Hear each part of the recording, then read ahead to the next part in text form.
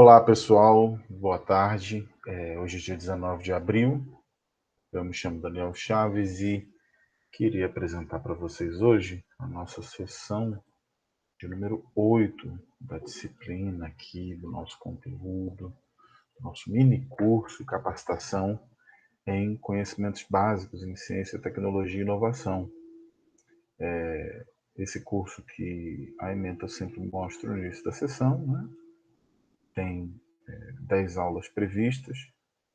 E essa 10ª aula prevista vai acontecer já essa semana. Por enquanto, nós estamos na 8ª, né? Que é como funciona, e poderia funcionar, o financiamento à ciência, tecnologia e inovação. Basicamente, esse é o conteúdo de hoje. É um conteúdo bastante sucinto, não é algo tão complicado em se compreender. Operá-lo é algo muito sensível no Brasil, porque nós temos todas as contingências de um sistema burocrático administrativo muito lento, pesado, muitas vezes com multiplicidade de entendimentos e instâncias, mas a consciência sobre como funciona a estrutura de um sistema de financiamento é, entre aspas, razoavelmente simples, né? Como a gente sabe, para a gente falar em desenvolvimento econômico e social de um país, é imprescindível o avanço em ciência, em tecnologia e inovação, como a gente tem batido na tecla e militado aqui, não é? Para que isso aconteça, para que esse desenvolvimento ocorra, e aí eu vou fazer aqui uma notinha de rodapé, que é meio que inevitável, e por outro lado, o fato da gente estar à distância propicia que esses hiperlinks sejam feitos em tela com certa habilidade.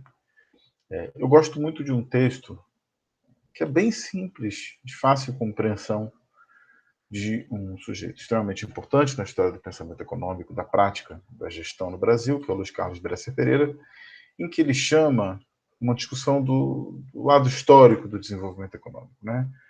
Claro que muitas vezes a gente acha que, quando chama o lado histórico, é uma chamada narrativa, a descrição minuciosa, mas muitas vezes é para a gente olhar isso no tempo. E quando a gente olha no tempo, os fenômenos, às vezes, muitas vezes a gente pode hipertrofiar, inflar os aspectos factuais, os números, os dados, os nomes, os fatos, as sequências, a lógica. Muitas vezes a gente também pode compreender tudo isso à luz do que é o fenômeno no seu tempo e as grandes explicações, né? Mas, por outro lado, a gente também pode, sem dúvida alguma, buscar compreender como certas coisas acontecem ao longo do tempo. Essa é uma coisa que eu gosto muito na área de história, sem dúvida alguma. É o que me move a ser um profissional nessa área. Então, vamos olhar pela ordem da compreensão do fenômeno do desenvolvimento para a gente entender um pouquinho a importância do financiamento. O Bresser Pereira, ele vai de uma forma incrivelmente objetiva. Na primeira frase do texto dele, dá uma sentença que eu sempre gosto de resgatar. O desenvolvimento econômico é um fenômeno histórico que ocorre em países ou estados-nação que realizam sua revolução capitalista. Ele está falando isso aqui dentro de um determinado ponto de vista, de uma expectativa, até certo ponto ideológico, até certo ponto não, mas que eu acho que não é o ponto principal. O ponto principal é a caracterização que ele vai nos fazer do que é uma sociedade desenvolvida. Vamos ver. É caracterizada pelo aumento sustentado da produtividade da renda por habitante, acompanhada por um sistemático processo de acumulação de capital e incorporação de progresso técnico. Olha só, aqui tem uma coisa bem rica.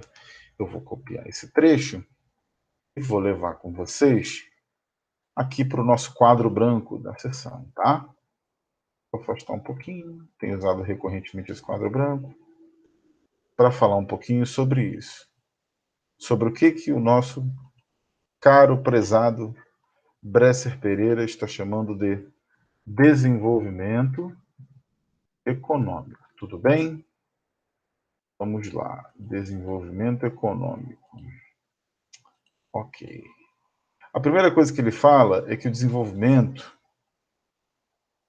ele tem a ver com o aumento da produtividade, tá bom? A segunda coisa, ele fala, mas eu vou tratar como uma dimensão inequivocamente importante. Aumento da renda por habitante. Legal? Ele coloca ou produtividade ou renda, mas eu, Daniel, trabalho nisso há alguns anos, considero que os dois são importantes. Outra coisa é o sistemático processo, olha o que ele vai chamar, hein, de acumulação de capital. Capital pode ser capital financeiro, pode ser capital cultural, bem como produtividade também não precisa ser o que a gente reconhece por metas corporativas. E ele, por último, nesse quadrângulo, ele vai falar em incorporação de progresso técnico. Esse aqui é o quadrângulo do que o doutor Luiz Carlos Besser Pereira, vou arrastar para cá, depois arrasto para cá.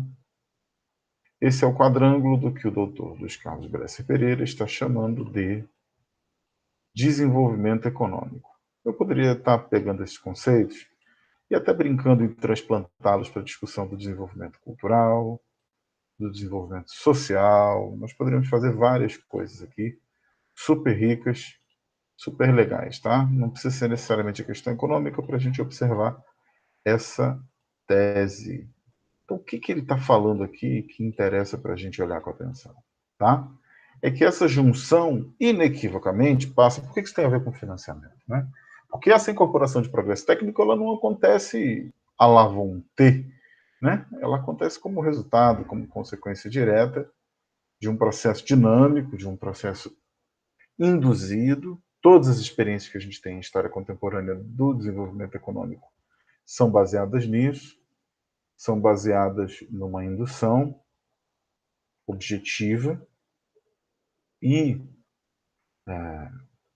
essa indução acontece muitas vezes a partir de mecanismos de direcionamento. A gente falou muito sobre isso, né? Sobre o papel do Estado, o papel do poder público como um regulador ou um facilitador. Ultimamente, vamos só continuar aqui, ó, pegamos essa fotografia e colocamos na cabeça, tá, pessoal? Ultimamente, a doutora Mariana Mazzucato, vou colocar aqui, vou rodar um Google com ela, tá? A doutora Mariana Mazzucato é esta jovem senhora aqui, tá? Ela é uma pesquisadora da Universidade de Sussex, na Inglaterra, e ela defende uma tese muito interessante, a de que o Estado não só historicamente é empreendedor, vou deixar carregar aqui, vou falando,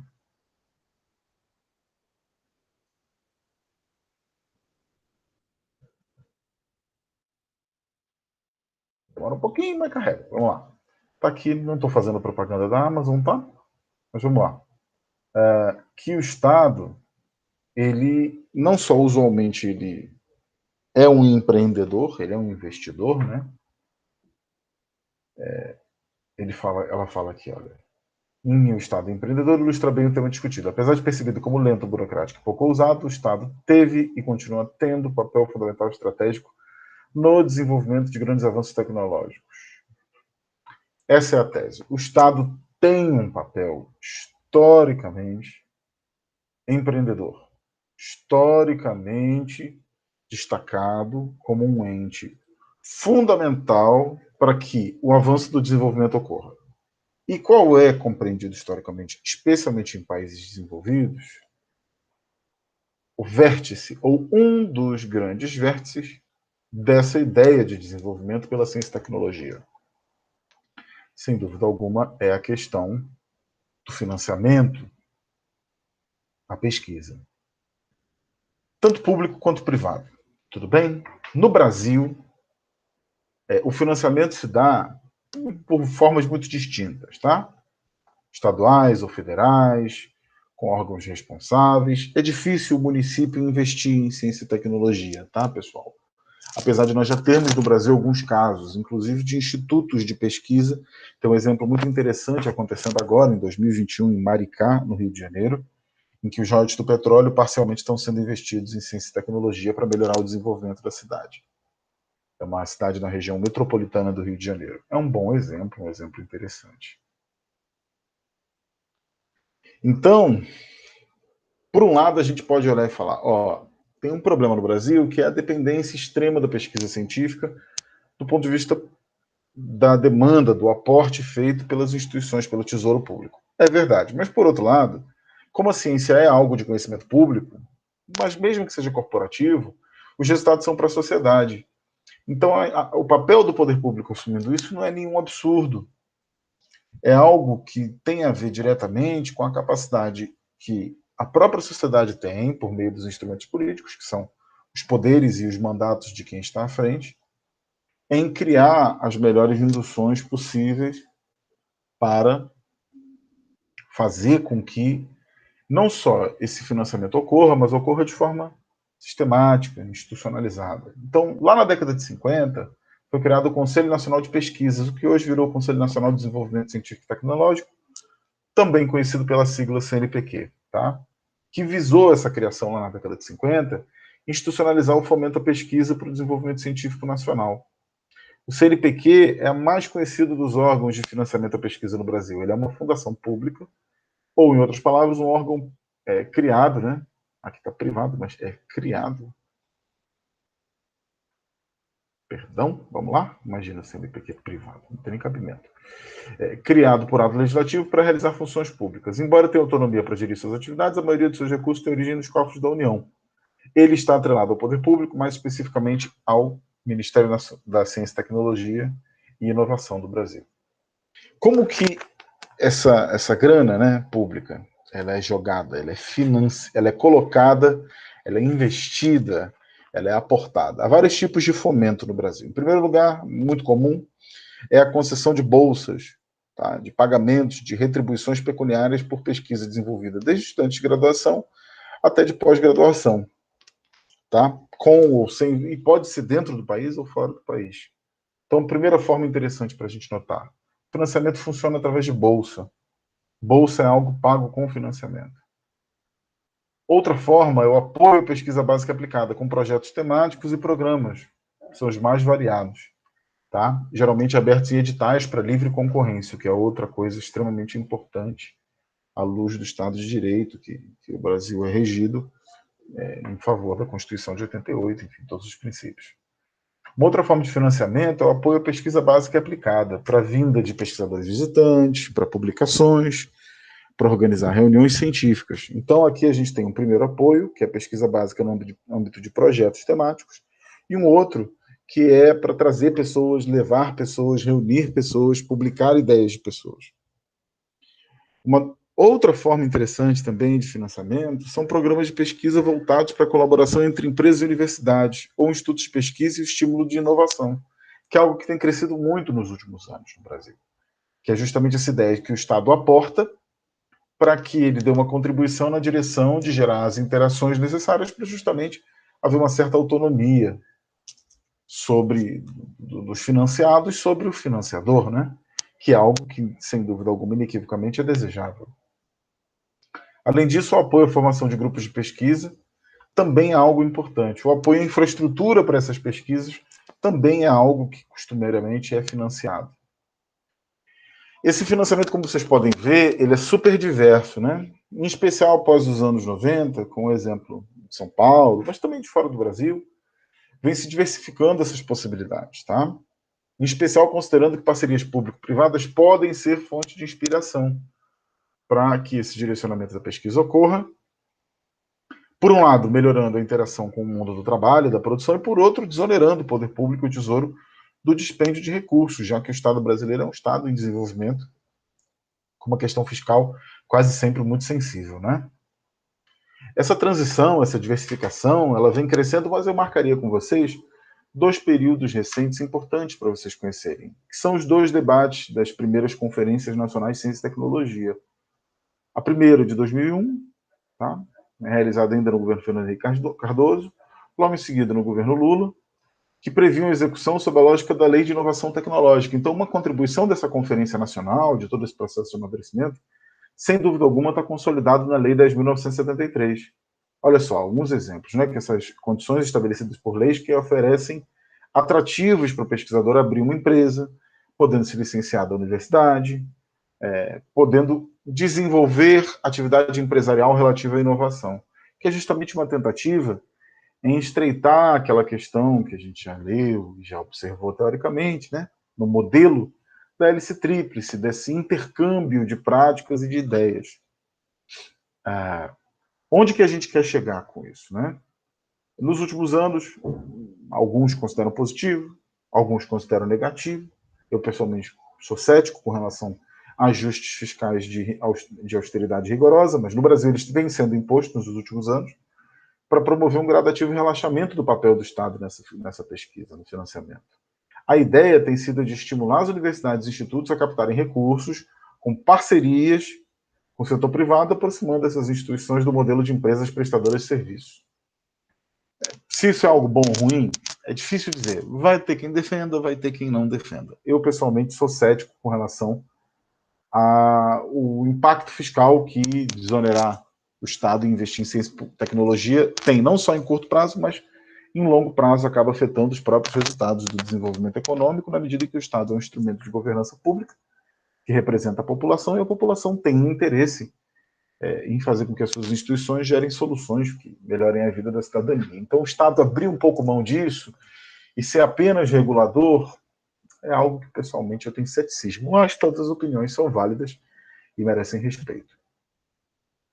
Então, para quem quer entender esse mercado, quer ingressar nesse circuito, né, do empreendedorismo científico e tecnológico com base acadêmica, eu diria que tem um mapinha da mina interessante. Primeira coisa, conhecer as leis e as vedações e potencialidades, porque quem tem uma carreira hoje no serviço público de ciência e tecnologia, muitos são profissionais que têm dedicação exclusiva e muitos deles têm, muitos profissionais têm uma questão de subordinação perante as suas instituições e órgãos que o empregam. Então, é de bom tom conhecer como funcionam legalmente essas vedações e potencialidades.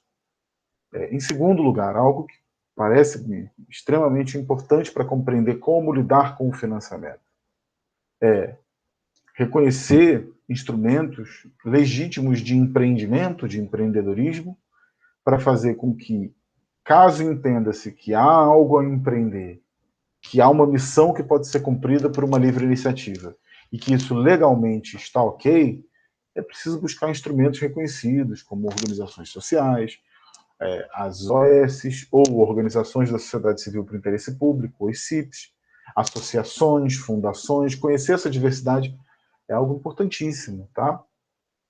E, é claro, conhecer as formas de organização necessárias para evitar a descaracterização do papel de cada ente no processo, para não fazer com que as pessoas que muitas vezes têm uma vida na pesquisa e querem ser empreendedoras acabem abandonando o seu mistério. Isso não é algo estrategicamente bom.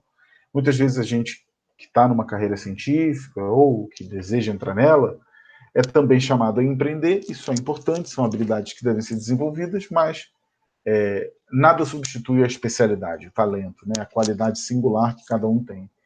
E quem é pesquisador realmente não pode abrir mão de ser pesquisador e de ter a fidelidade com o desenvolvimento da sua pesquisa em favor de simplesmente empreender porque é necessário, ou até mesmo porque é uma tendência do momento. Eu vou dar um exemplo para que se conheça essa questão de como a legislação trabalha. Olha, o incentivo à participação de empresas no fomento da ciência e tecnologia foi reforçado em 2005 pela Lei do Bem. É uma lei muito pouco utilizada no Brasil e que ajuda muito a gente a entender. Ela permite a redução de 50% do imposto sobre produtos industrializados, o IPI, né, incidente sobre equipamentos para pesquisa e desenvolvimento, e assegurando a dedução do imposto de renda em valor equivalente ao dobro do investido pela empresa em P&D. Então, a Lei do Bem é um excelente instrumento para a gente poder falar em uma diversificação das fontes de financiamento, especialmente considerando o papel das empresas privadas, da livre iniciativa, que tem, pode ter capital para aportar na cooperação com o meio científico, né? Nada impede. A Lei do Bem, que é uma lei bastante conhecida, eu vou mostrar ela para vocês. O número da Lei do Bem é 11.196. Eu vou abrir aqui na tela e vou compartilhar com vocês. Olha, ela reescreve um montão de leis. É chamado de Lei do Bem, evidentemente, de forma absolutamente coloquial, né? Mas, basicamente, ela institui o regime especial de tributação para a plataforma de exportação de serviços de tecnologia da informação, o regime especial de aquisição de bens de capital para empresas exportadoras e o programa de inclusão digital. E dispõe de incentivos fiscais para inovação tecnológica. Olha só, o Estado facilitando, né? É algo bastante importante. Vale a pena conhecer. Essa lei é uma lei que está aí à disposição para quem quiser se apropriar e buscar estratégias de alavancagem do financiamento através da dedução fiscal, do incentivo fiscal, que possam fazer com que outras fontes sejam utilizadas, possam ser alvo de captação, não é? Outros exemplos de leis importantes para consulta, eu vou mostrar para vocês. Um deles é a Lei 8.248, tá? Que é a nossa Lei de Informática, né? De 1991. Deixa eu compartilhar aqui com vocês. Ok? Ela já foi toda recortadinha, mas vale a pena conhecer. Também vale a pena conhecer a Lei 11.540. Opa, não, 540. Que é a disposição de lei de 2007 sobre o Fundo Nacional de Desenvolvimento Científico e Tecnológico, tá? Que é extremamente importante. Caracterizando o que é o fundo, sua natureza contábil e financeira. Vale bem a pena quem trabalha nesse setor de operação da ciência e tecnologia e financiamento conhecer o que são esses órgãos, o que é esse fundo, o que é o CNPq e como funciona o sistema de financiamento. Uma outra lei imprescindível para entender competências, limites, potencialidades, vedações é a Lei 13.243, que reescreve uma pancada de leis, a gente já falou dela, e é o nosso Marco Civil de Ciência, Tecnologia e Inovação de 2016, tá? Que foi regulamentada, por sua vez, pela 9283 de 2018. Extremamente importante, uma legislação atual que ainda vem sendo compreendida e vem sendo absorvida por parte, enfim, de toda sorte de gestores. E, é claro, a Emenda Constitucional 85. Vamos a ela. Também é importante porque altera dispositivos na Constituição, foi em 2015, para atualizar o tratamento de ciência, tecnologia e inovação.